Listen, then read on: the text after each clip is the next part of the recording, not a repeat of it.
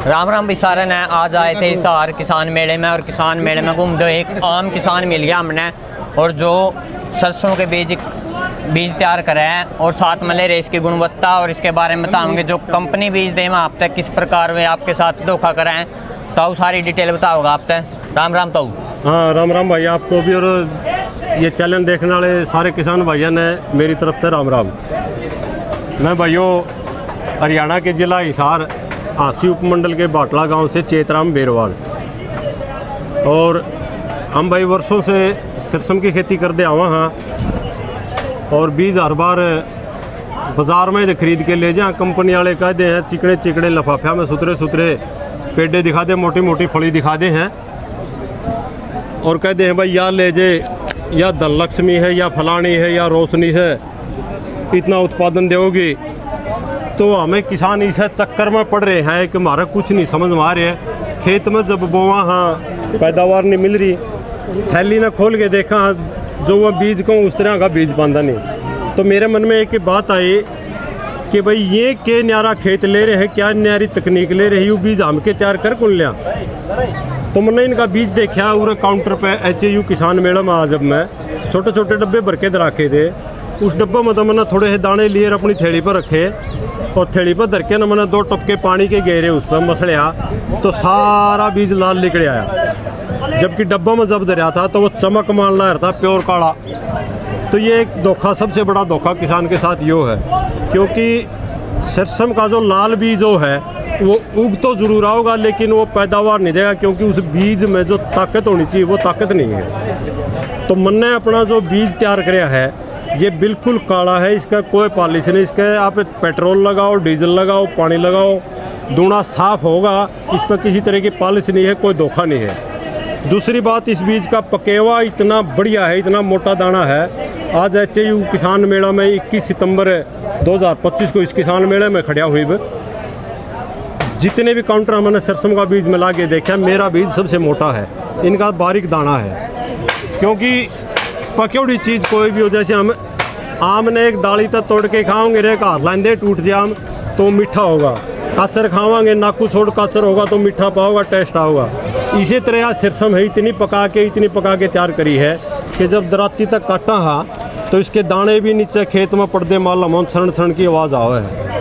और जब बिजाई में जब इसकी करूँ हूँ तो ट्रैक्टर वाला ने यूँ कहूँ भाई तो जिसका बो क्या है जो किस्म वो सारे दाने काट देर मेरे ला बीज घायल के बो क्योंकि मैंने बीज तैयार करना मैं किसान के साथ धोखा नहीं कर सकता। उसके बाद 21 दिन बाद बिजाई के 21 से 25 27 28 दिन तक इसके पौधे में छटनी करूँ हूँ, स्वस्थ पौधे रखूँ और लगभग 1.5 फुट का 2 फुट तक का मैं एक पौधे से पौधे का फासला रखूँ ताकि पौधा मजबूत होगा तो पौधा का फली भी ज़्यादा होगी दाना भी मजबूत बनेगा। और इसके बाद जब थ्रेसर की बारी कटवाने की आओ है तो थ्रेसर वाला ना मैं आधा घंटा खाली चलवाऊंगा थ्रेसर कि भाई तो पीछे जिसका काट के आया है कोशिश यार वो दाने मेरे मिक्स ना हो क्योंकि मैंने बीज तैयार करना वही धोखे वाली बात फिर हो जाएगी। ये सावधानी तो मैं बीज तैयार करना बरतू हूँ। अब रही इसमें मैं डालूँ के हूँ तो भाई मैं गेहूँ के बाद सरसों में लिया करूँ, बीच में फसल नहीं लिया करता। उसकी जुताई करके बांध कर दारूँ कंप्यूटर की गोड़ी लगवा के सुतरे बांध करके बिजाई से पहले 2 कट्टे single super phosphate 20 kilo muriate of potash 25 से 30 किलो यूरिया ये बिजाई से पहले डालूँ हूँ मैं। उसके बाद मैं फिर बिजाई करूँ हूँ। पहला पानी लगाऊँ हूँ मैं 25-30 आखिरी 35 दिन तक, दूसरा पानी लगाऊँ मैं 65 से 70 दिन पर। और जब मैं बिजाई करूँ हूँ तो बीज का उपचार करूँ हूँ उखेड़ा ना होवे उसके लिए 2 ग्राम बैविस्टिन और 1 किलो बीज सूखा उपचार करना भाई कदे नहीं सोचे बेके करना ही पाउडर रूप में आवे है। सूखा उपचार करके बिजाई कर दे। ये 2 प्रकार की बीमारी आग रहे हैं ना गुड़ में घोल के तो वो जीवाणु खा दो चिपकाना हो वो ये नहीं। तो इसमें 2 तरह से बीमारियाँ हैं, एक तो बीज जनित हो है एक जमीन जनित हो है। बीज जनित जो बीमारी है वो बैविस्टिन दवाई से जब हम उपचार कराएंगे तो वो उसकी रोकथाम करेगी और वो रोकथाम रहेगी सिर्फ 50 दिन तक। 50 दिन के बाद इसे दवाई का आपने 2 ग्राम बैविस्टिन और 1 लीटर पानी के हिसाब से आपने छिड़काव करना पड़ेगा। लगभग 40-50 दिन रोकथाम आगे फिर ये करेगी, तो आपकी फसल पार हो जाएगी। लेकिन पूर्ण रूप से उखेड़ा ना कोई दवाई बनी है, ना कोई मतलब किसी पे इलाज है इसका। और इसके बाद भाई इसको घर पे ले आके नीचे पॉलीथीन बिछा के दीवारा पे पॉलीथीन लगा के बड़ा संभाल के बीज रखा हाँ। और फिर अपना घरा सीधा औजार तांसड़ी में बालू रेत गालिया, 100 दाने लिए सितंबर के महीना में, और 100 दाने की बिजाई करी। और फिर उनमें गिनती करके नहीं देखा मैं कितने दाने जामे हैं। अब की बार की बात करूँ तो मैंने 17 तारीख ने तांसड़ी में बीज बोए थे 100, और 100 में तो मेरे जामे हैं 96। तो इसका मतलब सीधा सीधा होगा 96% फसल का जमाव है। उसके बाद फिर मैं क्या करूँ, इस बीज को लेके मैं लेबोरेटरी में जा करूँ भाई इसकी नमी और इसकी तेल की जांच कर दूँ। तो इसमें नमी पाई है 6 और तेल पाया इसमें 40.3%। ये सारी प्रक्रिया होने के बाद मैं यूँ कहा करूँ भाई मेरे पास बीज हैं, जिस किसान भाई ने लेना हो ले सके। अपना कॉन्टैक्ट नंबर बोल दे अंकल। है मेरा कॉन्टैक्ट नंबर है भाइयों 99 918 57 274, यानी कि 9991857274। कितनी हो जाए? पैदावार भाई मेरे खेत में अधिकतम पैदावार जो है 34 मन 18 किलो प्रति एकड़ लिकड़ी है, और कम से कम लिकड़ी है मेरे खेत में 15 मन। आज झूठ बोल के भाई तो हमने 40 मन का कह के ही बेचनी है पाऊंगे, लेकिन मैं कुछ भी कह के नहीं बेचनी है। मैं सिर्फ ये कहूँ ये बीज एक तरफ आप किसी भी कंपनी की थैली बोलियो और एक तरफ ये बीज बोलियो, उससे 21 निकलेगा, 19 नहीं रहेगा। लेकिन मैं 40 मन की नहीं कहूँगा कि 40 मन निकलेगा। और मैं किसान भैया ने ये कहना चाहूँ, सरसों हो, चना हो, गेहूँ हो, कोई भी फसल हो, बीज अपना घर तैयार करना सीखो। कंपनी से बेहतर बीज अपना तैयार होगा। ये भाई चिकनी चिकनी थैलियाँ के चक्कर में घूमे हैं और उनका लोभ में आके न पिसा अपना बर्बाद करने लग रहे हैं। और खाद उतना डालो जितनी पौधों ने ज़रूरत है। हमारी यूनिवर्सिटी है, बड़े बड़े वैज्ञानिक बैठे हैं, इनकी सलाह लेके खाद डाला करो।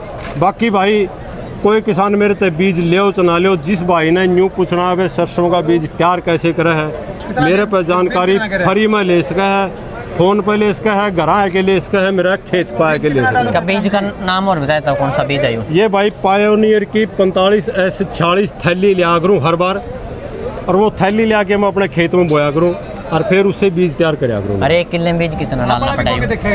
मैं 1 किलो में 1 किलो से 1.5 किलो के बीज गेड़िया करूँ हूँ। जिसकी बढ़िया ज़मीन है और मेरा बीज है 1 किलो बीज उसके लिए काफ़ी है, इससे ज़्यादा गेरियो भी ना भाई, क्योंकि जमाव बहुत ज़्यादा है। पानी पुनी किस टाइम लाना पड़ता है बोने? पानी पहला पानी 30 से 35 दिन पे, दूसरा पानी 65 से 70 दिन पे, 2 पानी लगेंगे इसमें। खाद भाई जैसा बिजाई पे तो मैंने बता दिया। हाँ। पहले पानी पे 1 कट्टा यूरिया। अच्छा हाँ। और इसमें बीमारी आने के चांस कितने % में? बीमारी तो भाई कुछ तो डिपेंड है अपने मौसम पे। हाँ। मौसम के अनुसार ये बीमारी आ रहे हैं। फिर भी अगर बीमारी आ जाए तो मैंने जो बेविस्टिन दवाई बताई है, 2 ग्राम दवाई 1 लीटर पानी फसल पर छिड़काव कर दो, ज़्यादा से ज़्यादा 2, इससे ज़्यादा नहीं बस। एक और आकर फंगस की बात छिड़कनी होती है।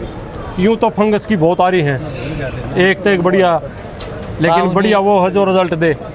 ताऊ जी आपकी उम्मीद क्या, अगर कोई किसान ले जाएगा आप पता बीज बो है, उसका 1 एकड़ में कितना निकल सका है?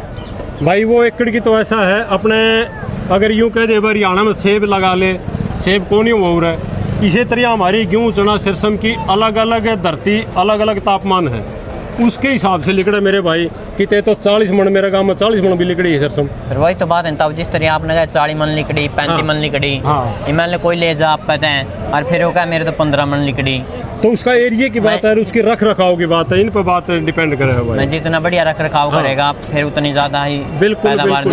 ये ऐसा कोई फिक्स नहीं है भैया, 100 मन होगी, किसी भी चीज की फिक्स नहीं है। ये किसान को बेवकूफ बनाने वाली बात है। साल की बात अलग अलग। गेहूँ की भी लोग न्यू कहते हैं ये गेहूँ ले जावे 100 मन के आसपास लिकड़ेगी, 98 95 75 80, लेकिन नहीं होता है। 4 जमींदार बोरे है ना, 20-30 मन का फर्क पड़ जाएगा। अब इसे बीज की कह लो, मेरे भाई जींद जिला में इसे बीज ने लेके 33 मन किलो का लिकड़ी आया। ठीक है जी बात। और 3 साल लगातार वो इसे का बीज बना के आगे बोएगा, बोला मेरे तो सही सूत आ रही है। आज बार बोला 28 30 28 30 25 35 लग गई बोला ये बीज। स्टार्टिंग तेल की मात्रा कितनी निकल जाता हूँ? ताऊ एक बात बताओ तो इसमें कितनी नमी होनी चाहिए जिस टाइम आप बिजाई करा, और एक बताओ थे आप इसमें तेल कितनी मात्रा पे किस हिसाब से कितना निकला है, वो जानकारी और दे दो एक बार। तेल उस सरसम में निकलेगा जो भाई सरसम के खेत में गंधक यानी सल्फर डालेगा, और सल्फर हमने मिलेगी सिंगल सुपर फास्फेट से। ठीक है। तो सिंगल सुपर फास्फेट डालो, तेल की मात्रा बढ़ेगी। और रही चमक की बात है, अगर मैं मंडी में हमने बढ़िया सरसों अच्छे भाव मिले तो इसके लिए आपने म्यूरेटॉप पोटास 60% वाला वो कम से कम डालना पड़ेगा 15 किलो प्रति एकड़, जब आपकी फसल बढ़िया लगेगी। चमक भी आओगे बीज में? चमक आओगी, बिल्कुल आओगी। ठीक है। तो दोस्तों ये आम किसान मिले थे मेले में, और जिस भाई ने भी बीज लेना हो तो ताऊ ने अपना नंबर बताया है, उस नंबर पे कांटेक्ट कर सकते हो। अगर बीज उपलब्ध हो आपके पास ज़रूर पहुंचाएंगे।